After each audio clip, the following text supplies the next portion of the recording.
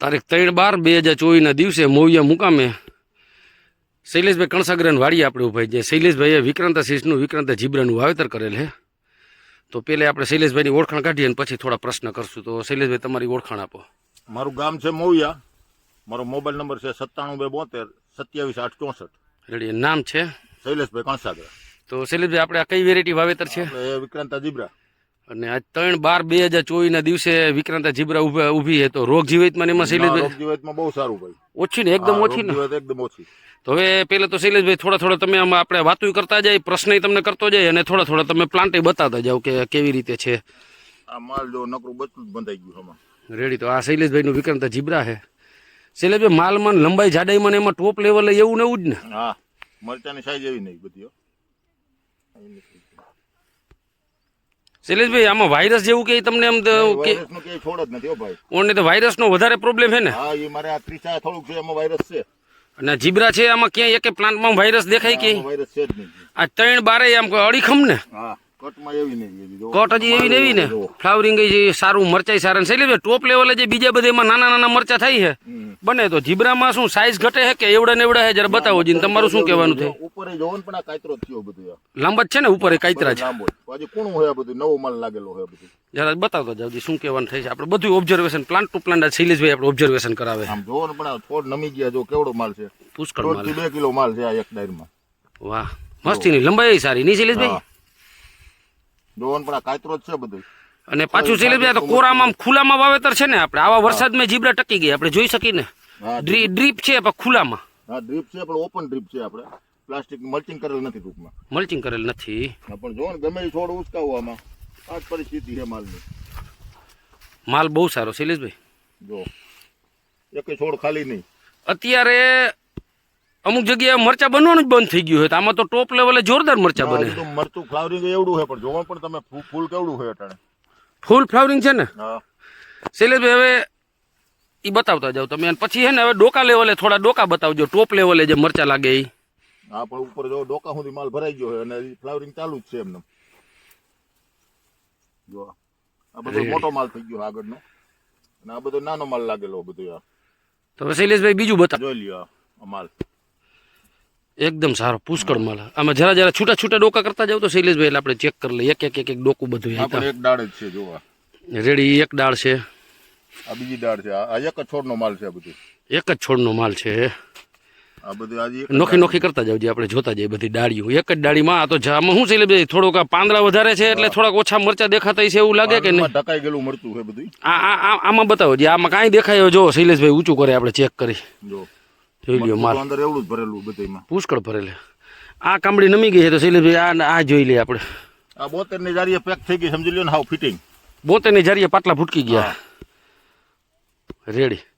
હવે શૈલેષભાઈ આ થોડા આ ડોકા બધે ટોપ લેવલે આમાં ઝીણું બચોલ્યું કેવડું લાગ્યું એ જરાક બતાવો તો. નવો માલ જ છે આ બધું લાગેલું. જો આ પુષ્કળ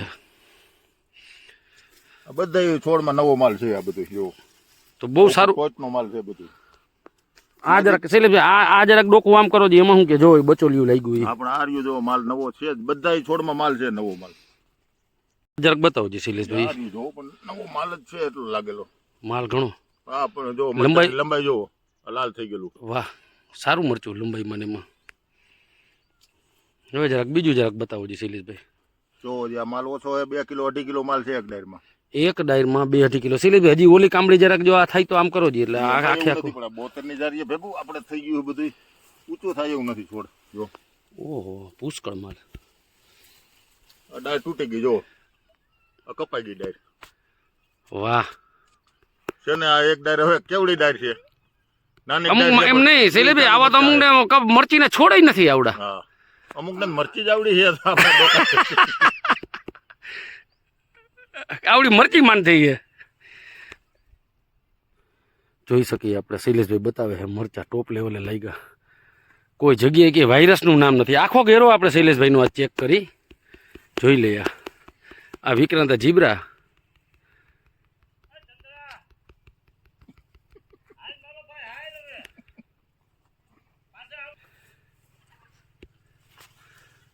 ઘણો માલ, પુષ્કળ માલ.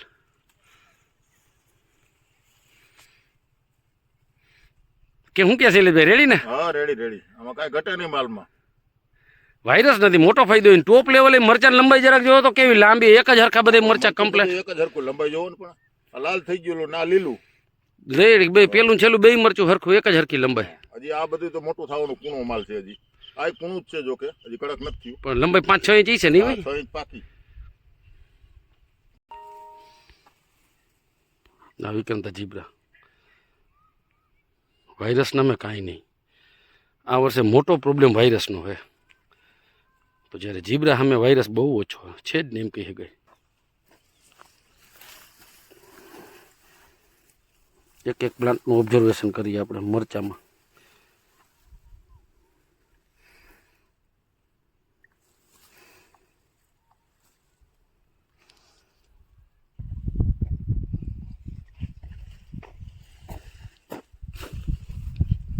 હા વિક્રાંતા જીબ્રા તરીએથી ટોઈ સુધી 1000 માલ.